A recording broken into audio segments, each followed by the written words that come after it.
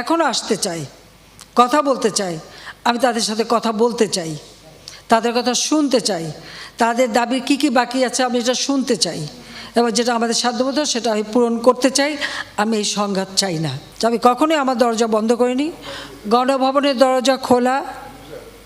যখনই এই আন্দোলনকারীরা কথা বলতে চায়, আলোচনা করে সমাধান করতে চায়, আমি তাদের সাথে নিজেই বসতে রাজি। যে কোনো সময় তারা আসতে পারে, আলোচনা করতে পারে, দরকার হলে তাদের গার্জিয়ানদের নিয়ে। হত্যাকাণ্ডের সঙ্গে যারা জড়িত সে যেই হোক অবশ্যই তাদের বিচার করা হবে, এবং যারা জড়িত তদন্ত করেই তা বের করা হবে।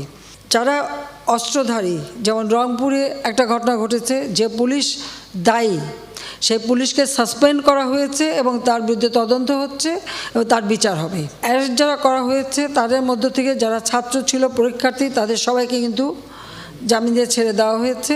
যারা যারা দোষী ঠিক তাদেরকে চিহ্নিত করে তা থাকবে, কিন্তু বাকিরা যাতে মুক্তি পায় সে ব্যবস্থাটা কিন্তু আমরা করে দিয়েছি।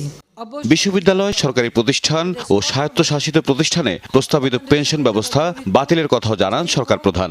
সার্বজনীন পেনশন স্কিম এটা কিন্তু 2008-এর নির্বাচনী স্তরে আমাদের ছিল যে আমরা এটা করব।